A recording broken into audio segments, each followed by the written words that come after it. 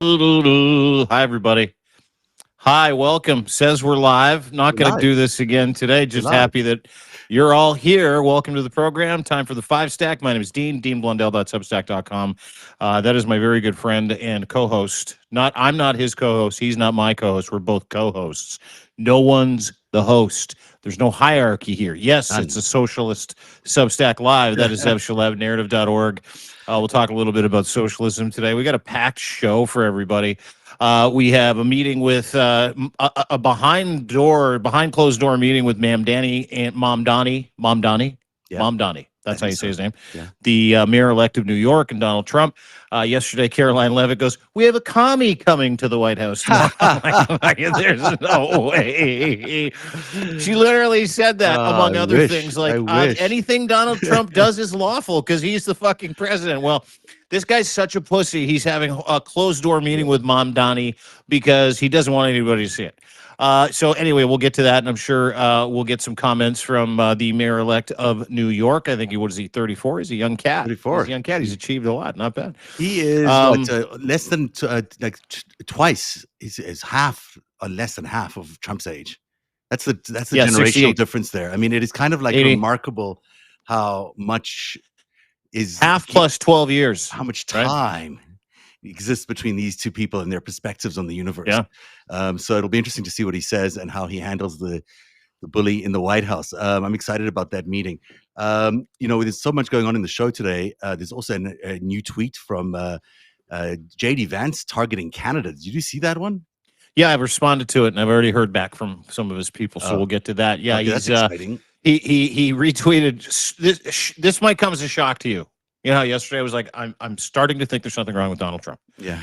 This might come as a shock to you. I'm pretty sure the president and the vice president are using false information to Lying? This presidency lying? I don't know how you could I'm prove pretty that. I'm pretty sure they're using fake information from fake economists on Twitter to do things like call Canada an infested immigrant nightmare and to Ah, justify things like attacking Venezuela and Mexico. So we'll get to that. We've oh, got that. And of course, I don't know if you know this, Mexico was invaded by the United States the other yeah. day. Yeah, that's not a rundown today. I'm excited about that invasion story because It's going to be a good on one. purpose. Is that real? We'll find Oh, out. yeah. Yeah. We'll tell you where they staged it from as well. Elon's involved. So this is going to Oh, be yeah, fun. that'll be Yeah. good. Did you see Elon using Grok to flatter himself? That's been the big story on Twitter today or X today. And also, there's a story about gay sheep we never got to yesterday, which I was dying to get to. But we had such a big show. Some gay sheep. There's some gay sheep and a gay sheep outfit created for a gay fashion week or some fashion week. We can talk all about that if we get to it, if we're lucky. Plus, I'm going to throw something into the rundown because, yesterday's conversation was all about the death threats and all these crazy things that Trump is threatening against Democrats. Well, we had a new somebody show up in North Carolina as a potential candidate for the Democrats, and he used this as one of his rallying cries. He dumped his speech. We'll just watch it. We can see what he says, and All right. let's see what his argument is here. Hello, thank you all for coming. My name is David Clayton. I'm challenging 82-year-old Virginia Fox of North Carolina's District 5. I had a whole speech written out, but seeing Donald Trump's last words calling out any kind of opposition to him as sedition or treason or traitorous, issuing threats, death threats to Democrats, even Republicans like Massey, anyone that dares to question his ultimate authority. We have an issue today with our country, and it's beyond politics. It's beyond party. And frankly, with Donald Trump, it always has been. This is about power and control. This is not about the Constitution. On day one of winning my race against a Donald Trump allegiant loyalist that pledges an oath to a wannabe dictator over the Constitution, I will introduce articles of impeachment. And I hope every single one of my fellow candidates, fellow congresspersons will as well. It's a shame that I don't know about you, but this all sounds like a really good way to start a campaign. And I don't know. Maybe Democrats need to be adopting this strategy, this impeach, convict, remove. I like it. It's got a nice ring to it. And, why not? Why not run on that campaign? Well, I think that that's a great place to start because what we saw yesterday, I don't know if can we use this as number 5, Yeah. hanging Democrats Let's call threatened to it do that yesterday. sedition. Well, at first he was like, he retweets this Nazi account because who doesn't do that? Yeah. And he's like, you hang him like fucking George Washington would. And he's like, yeah, I'm going to hang him like George Washington would. And that was directed at Democrats. That was directed at Democrats to put out that video, which we played yesterday. Everybody's well aware of this video, saying do not follow unlawful orders, according to former CIA operative, Navy expert, legal expert, Ms. Houlihan, who was in the video. He's committed 150 unlawful acts already. So he's already, like, they've got 100. They're like, it's lawful. It's no biggie. No, it's not. You literally are running amok. You've committed 150. According to the count from former JAG officers who are keeping count, and Houlihan and some really responsible former men and women in uniform, or former CIA, FBI, secret security, there's this movement now to track everything. But just over 150 unlawful requests have been made of the military and of men and women in uniform and of law enforcement by Donald Trump. A lot of those things have been stayed. A lot of those things have been struck down by certain judges. Chicago would be another great example of that. That's why Greg Bovino, that little fucking Nazi's, moved on to North Carolina, plans on going to Baltimore next week. So there's that. Now, the interesting thing here is how Caroline Leavitt and MAGA Mike Johnson. Do you have the MAGA Mike clip of him talking about sedition? I sent it to you. No, that doesn't matter. You don't have format, but I'll get to it. I'll get to it a little later if we can. Yeah, no problem. No problem. I know you were going to have to talk about how we get clips to you. But anyway, how they're framing this, and Stephen Miller's come out, of course, little Nazi Stephen Miller's come out. This is sedition. They're telling people to break the chain of command. Absolutely fucking not true. That is all gaslighting. That is all lies. And what Donald Trump did yesterday was literally beg for GOP and House Senate committee members to employ the 25th Amendment, because he asked to, he told everybody that he planned on hanging his opponents, and then he told everybody multiple times that anybody that doesn't listen to the orders he gives should be punished with sedition by death. Yeah. Now, let me kind of break this down real quick, because I did a little research today. If you do not follow lawful orders, you actually don't. You don't get charged with treason. You just get thrown in the brig because you didn't follow lawful orders, and then you get a discharge from the army. Not literally, nothing fucking happens. If you're like, I don't feel like running into that firefight, they're like, fuck, we're going to charge you with sedition, and we're going to charge you with treason or not following a lawful order, and you're just never going to be part of the army anymore. It's like, fuck, so be it. A lot of people do that. The maintenance program that Caroline Leavitt and MAGA Mike Johnson and the rest of his stupid fucking kakistocracy cabinet members are engaging in right now is the assertion, what did we talk about yesterday? That Donald Trump is the law, and it doesn't matter what anybody says about said law. If he gives an order, it's lawful. Right. They think he's the king. That is how they are positioning this. We called it yesterday. Caroline Leavitt came out and fucking said it again today. It's like, doesn't matter what he orders. It's lawful. MAGA Mike Johnson got chased by Manu Raju the other day. He's like, hey, what do you think of that whole thing where Donald Trump is threatening to, like, murder men and women in uniform for not following legal orders to take out extrajudicial killings? Yeah, we can actually watch listen to that clip. Let's listen to Mike now. Yeah. Here it is. What I read was he was defining the crime of sedition. Okay, I don't. That is a factual statement, but obviously attorneys have to parse the language and determine all that. What I will say unequivocally, that was a wildly inappropriate thing for so-called leaders in Congress to do, to encourage young troops to disobey orders. I mean, think of what the threat that is to our national security and what it means to our institutions. We have got to raise the bar in Congress. This is out of control and is wildly inappropriate. And for a senator like Mark Kelly or any member of Congress in the House or Senate to be engaging in that kind of talk is to me just. And here's the catch. Yeah. Not only did they not tell people not to follow Donald Trump's orders, not only did they not tell people, men and women in uniform, to not follow military orders or to break chain of command. Never once they said, follow the oath you took to the Constitution and do not consult, but do not follow illegal or unlawful I mean, they said fucking basically orders. follow the law, which is follow the Constitution. They said that's Yeah. all they said. Do not do anything illegal, which is obvious. So now they're spinning that as the senators and the House members are out of control.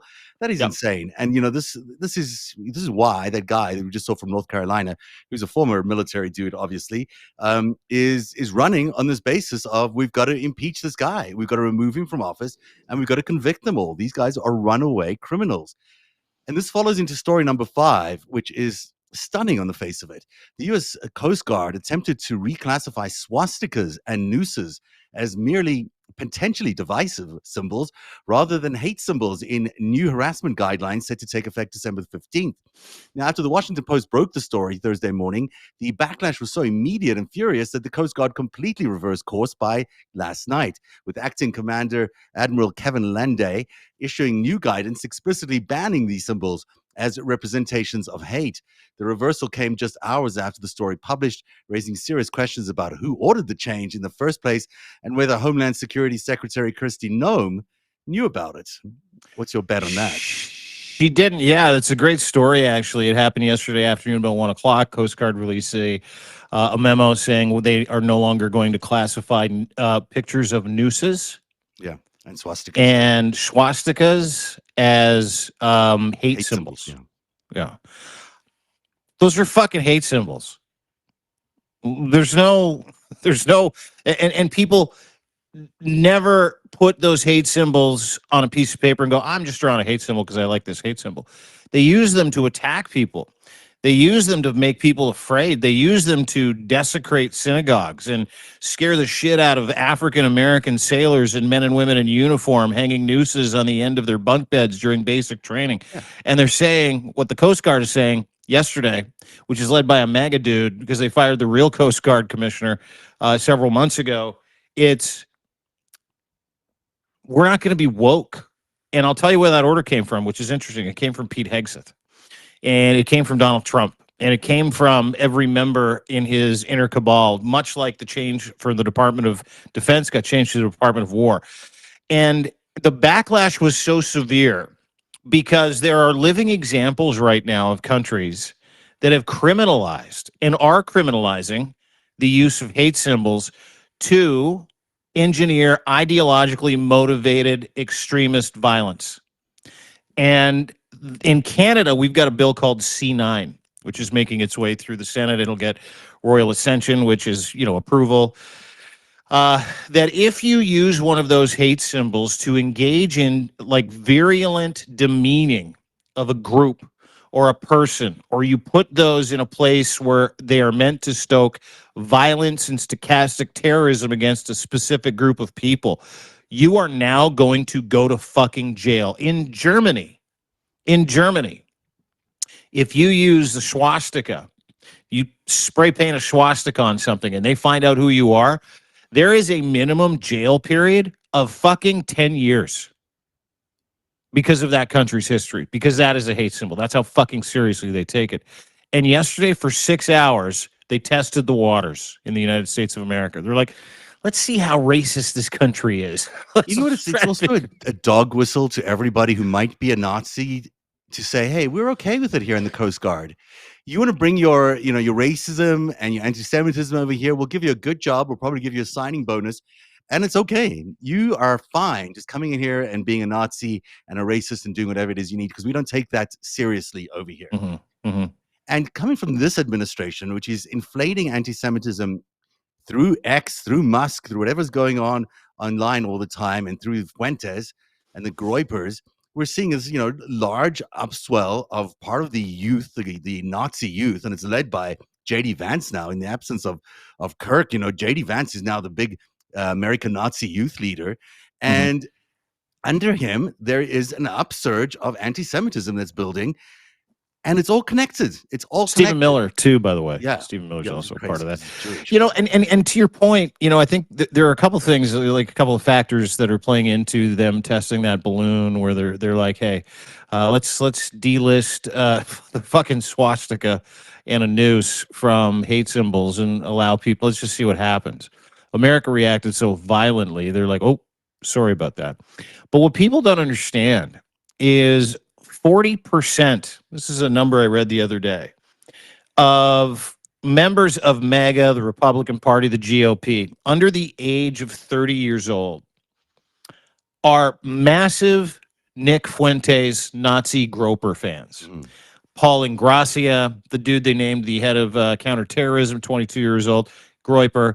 There are Groyper, Nazi Groypers, anti-Semites, people who are so violently America first, they hate the Jews just because they want to hate the Jews. There are so many of them in the Trump universe as underlings, and he promotes them because that's what he appreciates. It's what he likes. Completely unqualified. Like this Paul Ingracia guy, who is Andrew Tate's former lawyer. He's a fucking Nazi. He's a fucking Groyper. He's a Nick Fuentes pal, buddy, sycophant. And they almost installed him as the Mueller, the Office of Special Counsel.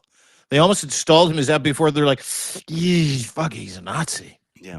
Like so the interesting part of that whole thing to me is this is like a hate speech trial balloon where they're like, we got to give something to the Nazis. We got to give a little hat tip to the 18 to 30-year-old total fucking Nazi loving, Hitler appreciating, Mein Kampf reading loser incel, because they need it. We need them. And MAGA is fracturing down the fucking middle right now. Yeah, but this extremist anti-Semitic part of MAGA, which is part of ICE now, ICE has become this, a reason to be racist in public. You can join ICE, you get your $50,000 bonus, you can go and just beat up on people, get your thrills that way, whatever it is, and send them up to, without any oversight, and send them into another country forever. It's a thrill for these guys. Maybe they get off on it. Who knows? But now we're saying, okay, we'll let the Nazis come into the Coast Guard and we'll test it out. We'll test out how the Nazis feel in the Coast Guard. And so the military ranks, which we just discussed earlier, are standing up to Donald Trump, are busy saying we're only wanting to follow the law. They're trying to fill all these ranks with Nazis and racists. They're trying to change the demographic. Yeah. And the thinking of the rank and file, is we protect the Constitution. It's okay to be Nazis. That's not what they're thinking. But, if you change the makeup of the population, you change the demographics, that's exactly where you land up. So this is more serious than just we made a paper error. We should never have put that in that way. They're trying things. And you got to wonder why. Why does this administration need Nazis? Why do they need such a big upswell of anti-Semitism going on? Like, what is really behind all of that? Like, what is the final stage they're trying to get to here? What are they building towards that they need all these elements building? Having an army of brown shirts that infect every major law enforcement, military, sub-military brand in the United States of America. I don't know if you saw the latest numbers for the U.S. Immigration and Customs Enforcement. I cannot believe they put this out. But the Proud Boy, J6 infested ICE goons, Gestapo dickheads that are running around hurting people with joy, by the way, said that they were going after migrants, illegals, violent criminals that have been allowed to just live here and continue to rape and pillage and murder. The interesting part of that is these numbers don't bear any of that out. ICE finally released the post-shutdown detention data. Latest data reveals that a full 40% of people arrested in the interior and held in ICE detention centers have no criminal record. Wow. Not one. 40 fucking percent. No criminal charges or prior convictions at all. That is a rate 10 times higher. It's only based on skin color. That's a rate 10 times higher of the illegals that they have picked up with criminal convictions. 10 times higher, because this has always been about making America white again. This has always been about cracking some skulls of some brown and black and anybody who isn't white, Christian nationalist, any Hispanic looking individual, anybody who doesn't look like they're one of us. Like, look at us. We're the white, we're the master race. 10 times the amount of people. 10 times because of their skin color.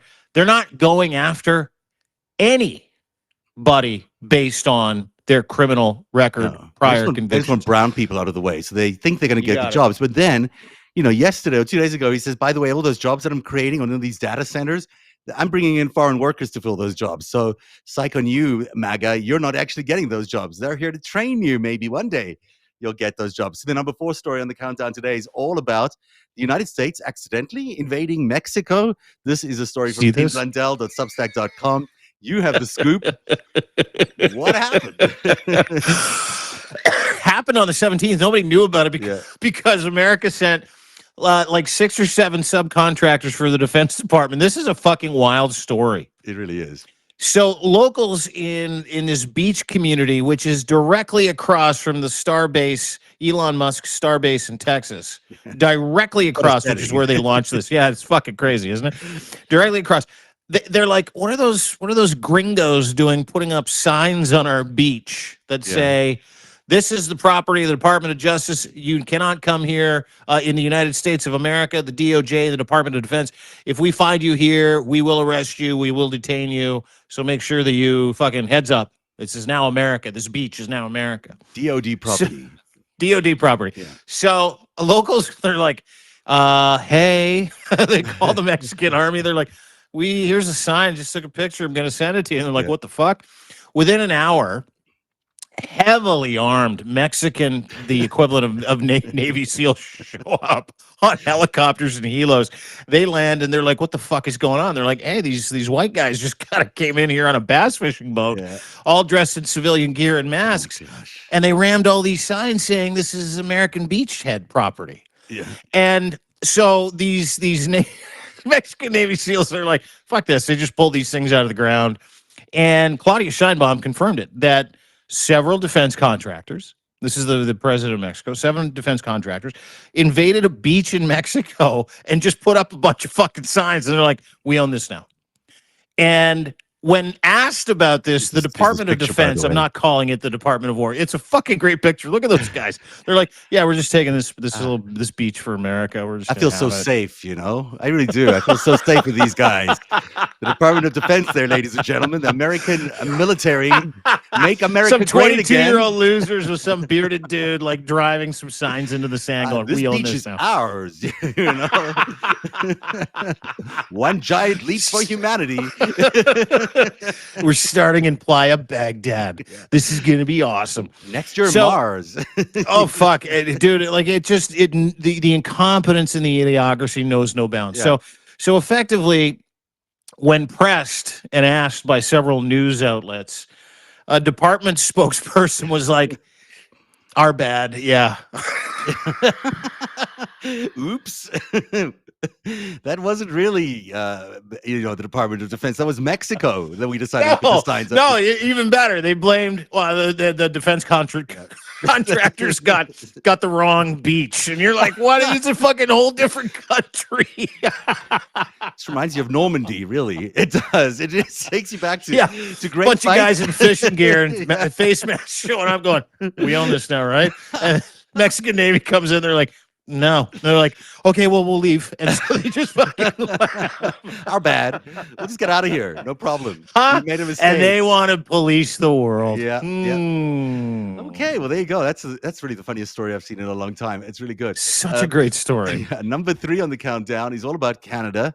Prime Minister Mark Carney walked out of a meeting in Abu Dhabi this morning with a $50 billion US dollar commitment from the United Arab Emirates for long-term investment in Canadian energy, AI, critical minerals, logistics, whatever that might mean, and data centers.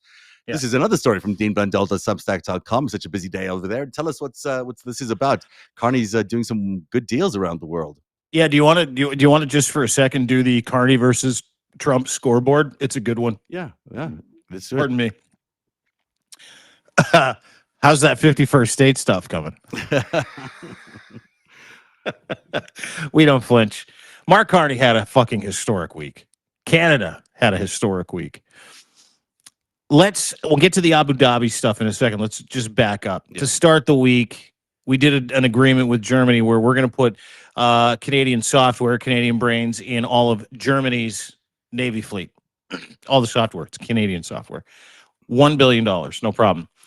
Then we get a sales job featuring the king and the queen of Sweden, 30 defense contractors from Saab and other countries' defense contracts in Sweden, plus the deputy prime minister, plus the Department of Defense chief in Sweden coming over here going, hey, we want you to build our Saab Griffins. We want you to build it. And we also want you to... What's a Saab Griffin?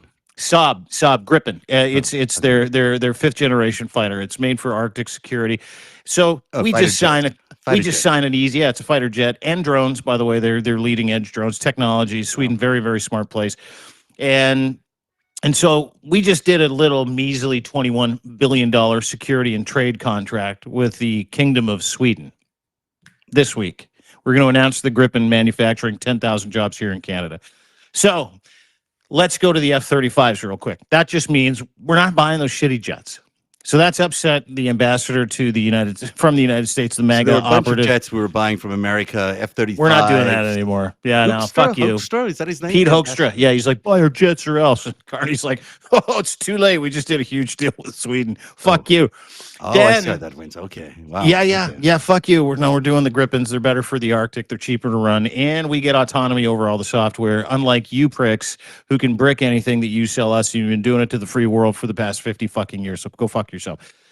Then, and this is really the capper, he just slowly makes his way over to Abu Dhabi and signs a contract, a defense security AI investment contract that nets Canada another, not 50, that number is now 70 billion real fucking dollars with the UAE for rare earth minerals, trade agreement, free trade agreement, that adds $700 billion over the next 10 years to the bottom line of the Canadian economy and does all kinds of wonderful things for the people of Abu Dhabi, including giving people the ability to invest in both countries at a moment's notice with favorable rates and terms. But effectively, this week, he walked through the United States, said, we don't give a shit. We're not buying your fucking jets. We're just going to continue to build Canada. The idea that Canada is beholden to the United States anymore is over in any and every fucking capacity. We have said no to doing business with an unstable partner. We have said yes to doing business with people that have their shit together. And Donald Trump has done nothing. So let's get to that fucking scoreboard, because it's a beautiful scoreboard. Not only was this historic week incredible for Canada's economy and the revolution, it's a military revolution here in Canada, but it also put Donald Trump and everybody on the back foot in the United States. $50 billion UAE investment framework in energy, AI, critical minerals, logistics, and data centers with the UAE. A new Canada-Sweden strategic partnership plus potential Griffin Global Eye production hub here in Canada worth tens of billions. Over time, building a sovereign Arctic security ecosystem, meaning Canada and Sweden, we're now the new fucking cops of the Arctic. That is huge. The $1 billion Navy contract for Canadian designed CMS 330 turning into a key supplier, not just a customer. A clear strategy to double non-U.S. exports has finally fucking been achieved in record time as we pivot and trade towards Europe and the Gulf. What has Donald Trump done? Nothing. Not very much this week. He does not have one signed agreement with one country in any capacity for any kind of tariff, trade, investment, procurement, defense contracts, to the point where he is now lost out on all those defensemen. Yeah, because to your point, these procurement contracts. Rare earth minerals would have traditionally gone to America. They wouldn't have gone to the UAE. They would have been helping build American industries. They would have been helping keep America in the lead of the world, because these rare earth minerals are very important to the growth of the tech sector and other sectors. And so to have Canada having to turn its back on the United States because of Donald Trump and go to the Middle East to find partners that they maybe wouldn't have gone to originally. I mean, there's nothing wrong with Abu Dhabi, but there is. So what Donald Trump is forcing the free world, the allies that used to constitute the free world, Canada, the Australia, Great Britain, the European allies that we have, He's making everybody turn away from the United States, and he's damaging the economy of the United States. It's just as simple as that. And it's exactly to your point. That scorecard tells it all. And of course, JD Vance now jumping into the whole thing today. Here he is, JD Vance, Mr. Economist, saying, well, I'm sure the causes are complicated. No nation has leaned more into diversity is our strength. We don't need a melting pot. We have a salad bowl. Immigration insanity than Canada. So this is him criticizing Canada's immigration policy because what this other dude said is that our standard of living basically has dropped compared to Great Britain. So what happened in Canada will be studied by many historians and economists as the prime example of self-destruction of an otherwise prosperous nation after blindly following left ideology. Now, I don't know who this Michael Arouet guy is. I do. Okay, I'm sure you do. Want me to tell you who he is? Yeah, tell me who he is. Yeah. He's a fake economist. He's a Twitter economist. He is a full-on crypto bro. Okay. He is cited by several people in Silicon Valley. He is not an economist. He's just a rat. He's like a fucking Twitter rat that pretends to be an economist that puts out information on crypto because he's trying to rug America. And so he's literally citing information that not only is not vetted, he's literally citing information that's wrong and that is a lie. And JD Vance, because Canada is eating your lunch, JD Vance, you couch humping fuck. Mm-hmm. Canada's eating your lunch. Canada's moving away from you. Canada's pivoted east.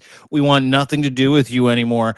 The economy is going to start roaring. We will start building. The military and economic rare earth energy fucking revolution is on here in this country. That was the most feckless attempt to insert a racist explanation for to a tweet that was pre-designed with numbers that are absolute bullshit and total lies to make Canada look like our standard of living sucks and let's blame the brown people. That is amazing because it goes on to say basically here, and with all due respect to my Canadian friends whose politics focus obsessively on the United States, really, your stagnating living standards have nothing to do with Donald Trump or whatever bogeyman the CBC tells you to blame. The fault lies with your leadership elected by you. Really, Yeah. JD Vance. So let's break that down. Yeah. JD Vance is a dumb fuck. JD Vance is lying. JD Vance is trying to gaslight Canada, and Canada's done. We all see through his bullshit. JD Vance is married to an Indian woman of Muslim descent who practices her Muslim faith. Her name's Usha. Mm-hmm. And this week she was seen for the first time without her wedding ring on. Oh. Yeah. And I'm just going to put this out there. Usha, hi. You can practice your faith in my house anytime. Number one. Number two. The Charlie Kirk, Eric Kirk? Yeah. Thing? Oh, boy. Oh, yep. boy. Oh, Yep. boy. JD Yeah, Vance. we'll get into that next What is week. upset It's this coming. week? Oh, it's going to be awesome. Canada doesn't need anybody's permission to push back. And the pushback from people like me, people like you, people in Canada that have, larger platforms, big mouths that kind of understand this, can walk you through why JD Vance is doing this to Canada in less than 10 seconds. And it's really, really fucking simple. It's because he's a fucking cosplaying fascist. No one has had more turns in personality. Nobody has just decided to change who they are more than JD Vance. In college, he was bi-curious. Then he was gay. Then he was straight. Then he was fat. Then he was a Democrat. Then he was Republican. Then he was all about Appalachia. Then he wasn't. Then he fucking went away for a while. And then he became Peter Thiel's bitch. Mm-hmm. Peter Thiel's bitch, who, same guy a year and a half before that called Trump America's Hitler. Same guy before that said Trump is going to be a disaster for women's reproductive rights. Same guy before that said he could never live in a country run by Trump is now his fucking vice president, who's repeating every single word, pretending that he's some fucking kind of cool dude in the cool dude crew, when he's really just a fucking actor. Yeah. He is playing a role, and he's playing a role, and he might become the next president of the United States. So who might he fucking turn into again? Because I can tell you what he's turned into now is a living, lying, fucking embarrassment to the United States of America, who's desperate to keep the fucking grift alive, because it means he's going to have to change his fucking personality again if he doesn't. Dean, I'm so glad you're raising all this about JD Vance, because Yeah, I am a little concerned as we look down the line here. If Trump doesn't survive what's coming down the pike here with Epstein and all these other things, JD Vance is probably going to be the next president. And I don't think we can allow that. I don't think Americans could even begin to allow that prospect of JD Vance as the president of the United States, precisely for the same reasons you couldn't allow Donald Trump to be that person, because it's all the same network. Peter Thiel just as tied in to Epstein as Donald Trump is tied into Epstein. And Peter Thiel runs JD Vance. So when we talk about this president needing to be impeached, and I keep talking about the fact that he needs to be impeached, I include his vice president and his administration and everybody around him, because they're all part of the same network and they're all doing the same dirty work. And so, people have to stop thinking around, oh, JD Vance is not so bad as Donald Trump. He's way worse than Donald Trump in some ways, because of the reasons that you point out. He's completely anybody. He'll be anybody. Tomorrow he'll be a full-on fascist if you want him to be. He'll Totally. do whatever cosplay you whatever want him to wear. works for him. Yeah. And here's really kind of the weird part is that because of what I do and who people I know, Mhm. he's got a sympathetic audience here in Canada with a guy named Jamil Giovanni. Who's his friend? Jamil Giovanni is his buddy from university. Jamil Giovanni works for Maple MAGA. He is a sitting conservative federal politician who has been fired from every fucking job he's ever had, because what he does is he goes in there and then he claims that he's being racially discriminated against because he's from Guyana or something like that. I don't fucking know. He's got alopecia. He's bald, and he's doing the Charlie. This is fucking wild. He's doing the Charlie Kirk Turning Point USA bullshit in Canada now. It's an op called Restore the North, where he gets a phone call from JD Vance and he goes, brother, I'm going to pick up the mantle. And I know this for a fact to be fucking true. Yeah. Brother, I'm going to pick up the mantle here in the United States for Charlie Kirk. And you need to do the same thing in Canada. You need to radicalize young, angry white guys across Canada, because if Charlie did it, you can do it. You can be Canada's new Charlie Kirk. So what does this fucking moron do? Who, by the way, he was a broadcaster in radio in Toronto when I was a broadcaster in Radio Toronto.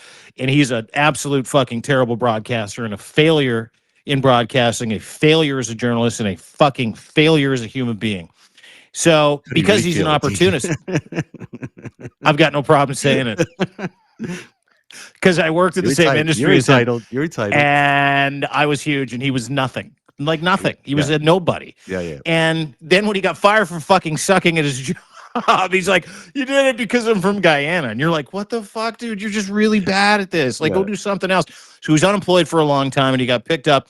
And he did what JD Vance did. He changed his entire personality, and then he decided to become this Christian guy who had a story, and now he's all into the anti-Christian bias and burning churches down in Canada. They're coming for Christians. They're coming for us. They're coming for your shit, young man. And the problem is that we feed too many kids with the fucking lunch program. That's what he said last week.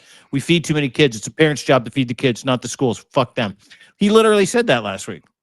Literally. So he's trying to start this whole Turning Point USA thing, which is a radicalization process, much like Turning Point USA was. And I have this prick cornered up here in Canada now.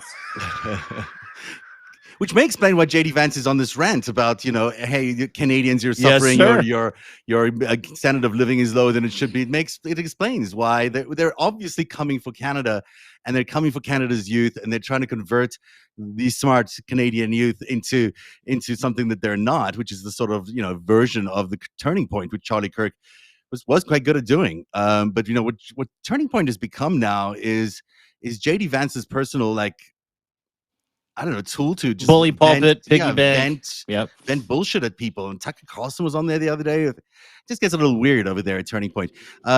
That's interesting. That's really interesting stuff, Jamal. Number 2 on the countdown. Jamil, not Jamal. You know what's going to happen is, right?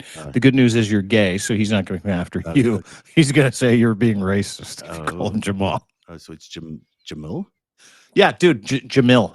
Just play the LGBTQ card. You'll be fine. I don't play that card. Number 2 on the countdown. Health Secretary Robert F. Kennedy Jr. admitted in his first major print interview that he personally ordered the CDC to change its website to say that the claim vaccines do not cause autism is not evidence-based, even though he acknowledges that large studies of the MMR vaccine and thimerosal preservatives found no link to autism. Kennedy argues there are gaps in the vaccine safety science because of the high quality studies haven't examined every possible vaccine in the first year of life. And he says his job is not to gaslight Americans, but to give them accurate information about the state of the science, which apparently means suggesting that vaccines might cause autism where there's no evidence, none, that this actually is the case. And he's lied to Congress while doing all of this. So Perjured himself, really. Did you read? Let's get into the dirt because this is fun. Yeah. Which kind of leans into what you're talking about here, which is a brain worm, heroin addict, being the HHS director. When you bring in the Did you brain read the worm, Olivia you know. Newsy comeback story? No, I haven't read that yet. What is it? It's awesome. Okay. It's not awesome because she's a great writer, because Olivia Newsy is a terrible fucking writer. Yeah. Her and RFK had this fucking digital affair Yeah. for like a year and a half. Yeah.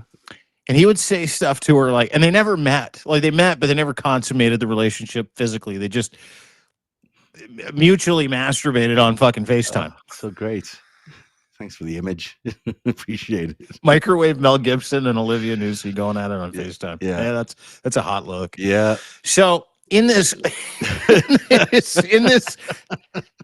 like childlike written expose by Olivia Newsy, Yeah. where she admits to falling in love with this guy because he said that she wanted him to have her babies, and she thought that was cool. There's a segment in there that she talks about the brain worm, Yeah. where he says to her, This was a part of their lovemaking. if we meet, just want you to know the brain worm is not really a worm and it won't affect you. And she's like, oh, thank God, because I really can't wait. This is actually part of their their courtship about the brain worm. Yeah. And Olivia Newsy's delusional. Like she Yeah. fell in love with this guy because of his eyes, and he's a Kennedy. You know how like a 12-year-old like reads a story That's what about she likes. Prince She likes his Charming. Kennedy. And, yeah, That's what she it's likes. all she likes. That's what it comes down to. And her ex-boyfriend, who she left, who she fucking spurned, who she embarrassed, Ryan Lizza, who works with Steve. Yeah. Great guy at Telos. Ryan Lizza wrote a rebuttal and basically was like, I mean, she's never really a great writer, on top of the fact that, she fell in love with a guy that she never fucking met. Yeah. She threw her life away for a guy she never fucking met. And the exchanges between these two is such an insight into the conversation you're having about RFK Jr. just going, well, I decided to change the childhood vaccination schedule. This is because no big deal. Like it's you have to go read it. your RFK is fantastic. I gotta tell you, My RFK is like He's really good. really Spot good. on. Yeah, I mean, yeah. I'm not great at like impersonations, but my RFK is pretty good right now. All I have to do is have a fucking chest seizure, and I'm like, okay, that's easy. the brain worm made me do it. Is why he changed the whole thing. It's why the vaccines are bad. Vaccines are terrible. Don't do it. Yeah. Vaccines are the worst. Vaccines are.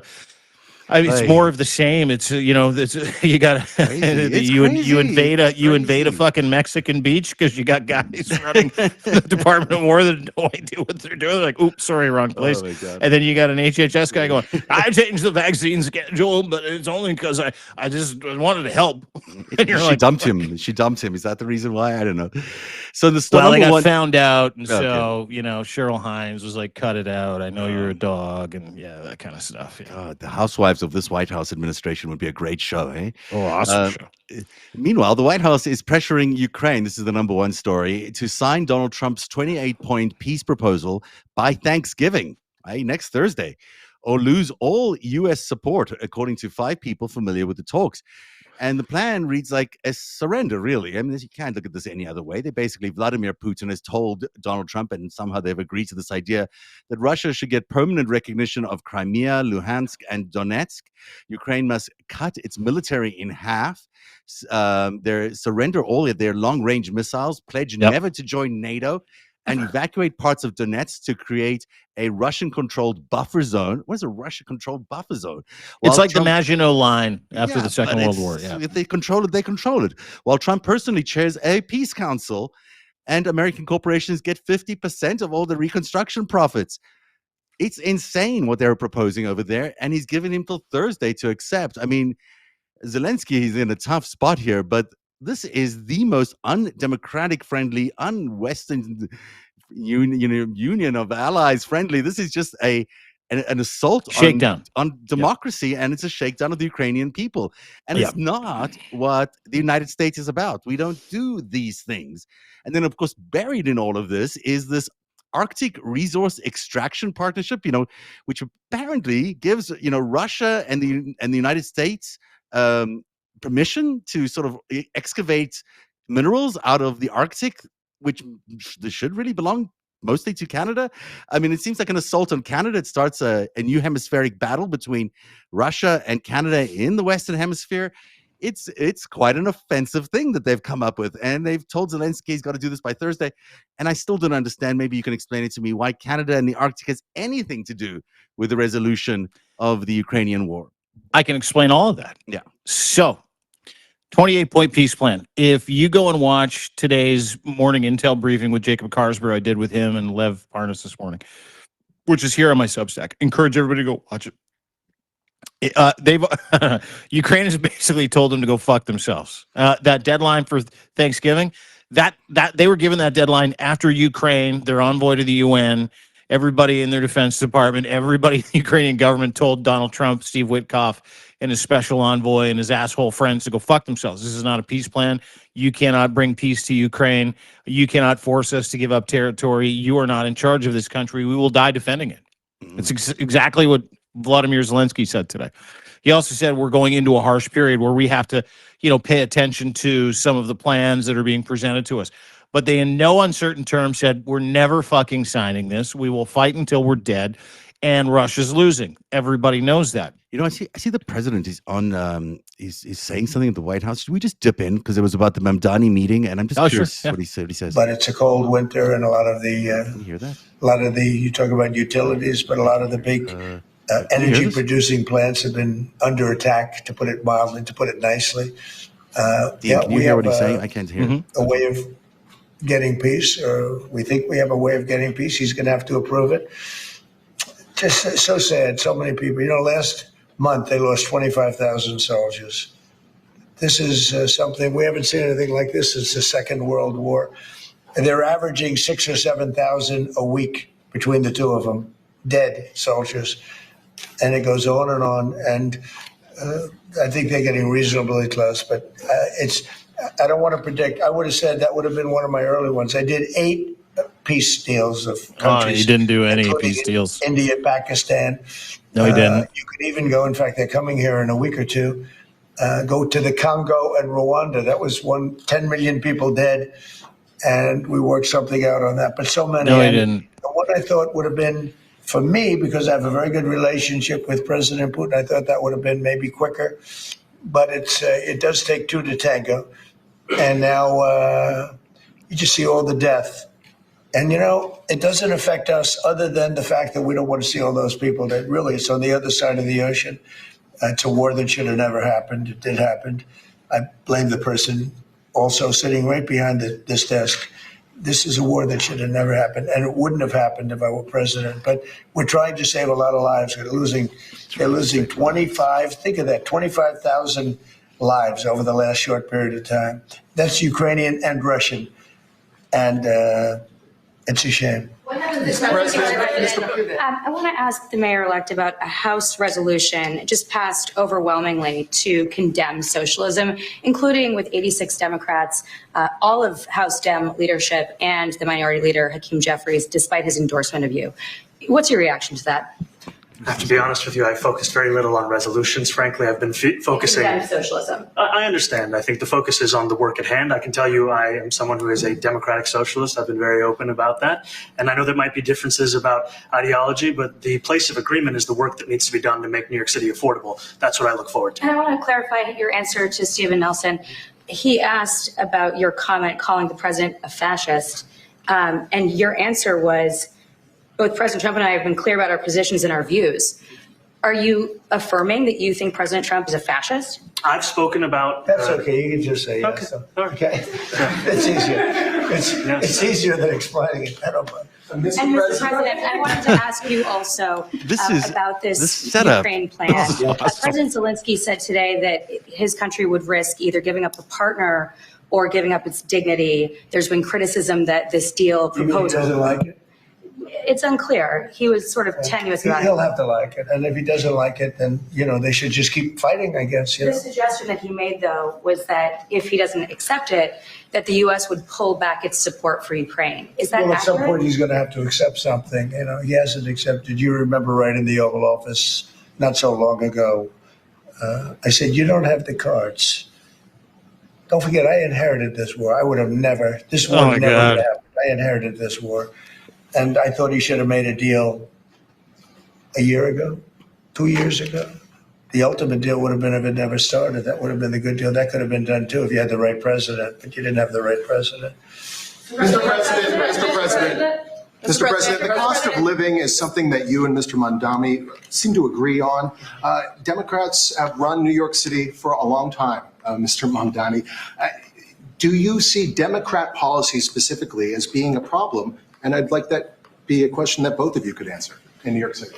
Look, I think that there are many things in our city where we have to own the responsibility of it, things that existed long before the president was the president. And those are also part of the message of our campaign, was to take on a broken politics of the past. And I ran against a number of candidates who represented different versions of that past. And what we found time and again is that working people were left behind in the politics of our city. And what we're looking to do is put those people right back at the heart of our politics so that we don't have a situation where we're in the wealthiest city in the history of the world, and yet 1 in 5 can't even afford $2.90 for a Metro card. Mr. President, we had some interesting conversation, and some of his ideas really are the same ideas that I have. But a big thing on cost, the new word is affordability. Another word is just groceries. That's a new word. It's his new word. It's very accurate. And they're coming down high. They were, we had, both of us, we had the highest inflation in the history of our country the last 4 years under the Biden administration. And we've got inflation down now to a normal number. It's going to go even a little bit lower than that. Katie, do you have something? Mr. President, thank you so much. Mr. Mamdani often talks about New York City being covered by international law, that they will follow international law. Doesn't often talk about the U.S. Constitution. What is your response to that? Well, I don't know what you're referring to in terms it can be covered by international law, local law. It's covered by a lot of laws, but it's covered by U.S. law. Are you referring to anything in particular?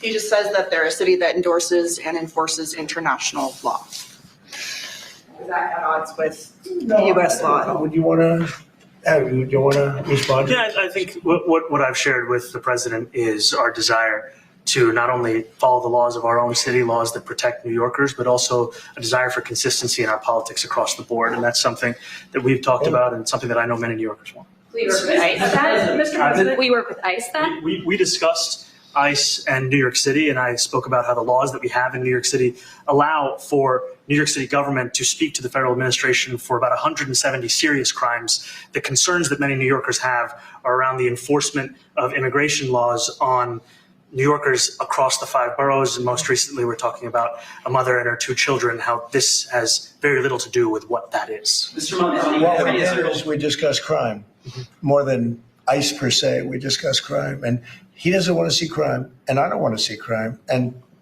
I have very little doubt that we're not going to get along on that issue. He wants to, and he said some things that were very interesting as to housing construction, and he wants to see houses go up. He wants to see a lot of houses created, a lot of apartments built. Sees an opportunity, does he?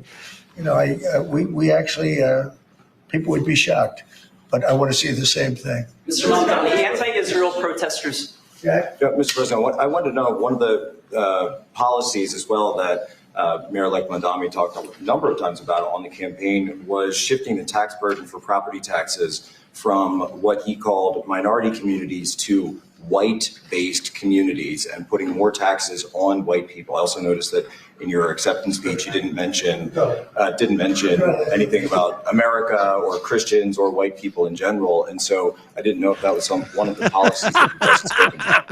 What about the white We Christians? focused on the cost of living crisis. What I will say is that I am very much interested in property tax reform, because what we see right now in New York City is a system that is so inequitable that it can't even stand up in court. And the president and I spoke about the importance of not only building more housing, but also making sure that regulation of housing is something that is manageable to actually get through, and not the cause of yet another weight that we see in But our to be city. clear, you're continuing this idea of race-based property taxes. No, to be very clear, That's what you said. no, Yes, it is. the use of the term was a description of neighborhoods, not a description of intent. So you intend to tax the whiter neighborhoods more? No, we intend to create a fair property tax system because we want a New York City that is not only fair and equitable, but also one that every New Yorker can afford. You're the one who said that. The anti-Israel protesters targeted Fucking dude's good. Yeah, he's doing good. Mr. Mamdani, like the setup anti-Israel here. protesters just targeted a synagogue in New York. Are you concerned about Jewish New Yorkers feeling welcome and safe in the city? And President Trump, you've threatened to cut off federal funding to New York City. What policies would prompt you to do that? Would that be city-run grocery stores? Would it be something else? Well, I think if we didn't get along, whether it's cut off or just make it a little bit difficult or not give as much, we want to see, I use the term, we don't want good money going after bad. And we don't want that to happen. So low energy, isn't he? That's gonna happen. I did say that, subject to what policies are being set. I mean, he really is. We had a meeting today that's Like actually really low energy. He looks terrible. Fucking He wants to awful. see And this setup of housing having, being built. He wants to see Mamdani rents standing coming next down, to him all is things such that I a. agree with. That's servitude. Yeah. He's just, he's sitting down, guys standing next to him. It's like, you're mine. You're mine. You got my. We don't need to kind of go through this. He's kind of, they've dealt with some of the heavier stuff already. But what I find really interesting about Donald Trump, and I'll give you an analogy because I love analogies, and we're seeing it play out. You see it play out with him all the time. And the analogy is, have you ever been in a road rage incident where you're like, I'm going to escalate this, and I'm going to get out of the car, and I'm going to challenge this guy to a fight. Some guy cuts you off. You're like, fuck you. He's like, no, fuck you. You're like, hey, get out of your car at the next red light. And he's like, okay, I will. Never happened then- to me, but I imagine it's happening. Oh, it's happened to me a lot. Meaning I'm the person that probably started it. And that's why I'm bringing it up, because there's a moment in there where you're like, I'm going to have to prove this out. And so the dude gets out of his car, you get out of your car, and he's probably thinking the same thing, which is like, listen, we've just jawed each other, we've threatened each other, and now we got to meet. And invariably, you're going to have to prove that out, or you're going to fold. I'm a folder. It's good to know. I'm a folder. Which is why I don't do that anymore. When I was younger, I used to do it because I was an idiot, and I'd be like, now it's go time. And the guy would get out, and he's like, oh my God, he's huge. Now I would get my ass kicked. I should not have challenged this guy to a fight a block ago. Yeah. That's Donald Trump in a fucking nutshell. He runs his mouth when he's in his car. Yeah. From the confines of the Twitter car, the Truth Social car. And then as soon as he gets in front of a serious individual, he fucking folds. That's what you're watching right there. Yeah. You're watching Donald Trump and the entire fucking show get completely blown out of the water because he is not a strong man. He just pretends he's one. Yeah. And he uses legitimate strong men as his foil, or the military, or the National Guard, or ICE to do that, because if it was up to him, President fucking Bone Spurs wouldn't ever fight with anybody in person. But the Like, thing is, never. he's what he's trying to do, and this may work out there in Foxland, is because he's had such an awful week, because his scorecard is so terrible this week, and because he couldn't land a single thing this week. I mean, if you look back at his week, it's just been appalling. Oh, nightmare. He Epstein, lost 12 different ways. Epstein files, this the ridiculous Texas peace gerrymandering agreement. thing. Yeah, it's just awful week. So at the end of the week, he wants some sort of refinement of what people are talking about in the world of Fox. And so he's throwing them this red meat of socialism, which they will now pick up for the next 3 days and talk about socialism and how he called the president a fascist. And here we go. Dude, You the know? president just called himself a fascist on national television. Well, he said you don't have to, you don't have to deny the fact You that can you do called me a it. You can fascist. call me a fascist. But, You think I'm fascist? There we I'm a go. So now, fascist. in Foxlandia, they're going to be loving this. This is red meat. You got a socialist guy in New York. We're going to start beating him up. He's the new guy and leading the Democrats. He's the new head of the Democrats. He's the guy that we're targeting right now. So I haven't had such a bad week. This is the last ditch effort after the worst week ever for the president of the United States, where he could be like, "Hey, Fox, here you He's go." okay. Yeah. He's all right. Yeah. He's got some good ideas. I don't know. Ukraine, yeah, I guess they're going to continue to fight. Like that, like aside from like how ridiculous he is, and he's like a paper tiger, he's sick. Yeah. No, he doesn't That look well. dude, that man is unwell. And just to recap, Like his hand is still eating itself. Like his whole hand is makeup now. I don't know if you've seen I haven't that. seen that. No. He's got these disassociative outbursts, right? Where he calls people piggy, or he's like, "Yeah, I'm a fascist." But he is so low energy. His dementia diagnosis is coming out a lot sooner than everybody thinks. Also, That's my opinion. This has been a really terrible week. Just to end this week up, and tie it up here, Which has been a great week. Epstein is coming, and I don't care what people say. I know that it's too early to say that this war is over, this battle is over, and he's going to have to stand down. But Epstein is coming. These files are going to show up, and I believe they're going to show up in 30 days in some way or another. We're going to see them, and they're not good for Donald Trump, no matter how you slice it. There is a lot of bad news in there for him and his entire network, and he is trying to hold it back as best as he can, but it ain't going to work. So he can throw Mamdani into the White House and whatever he wants to into Foxland world to try and cover up what has been the worst week ever for this presidency.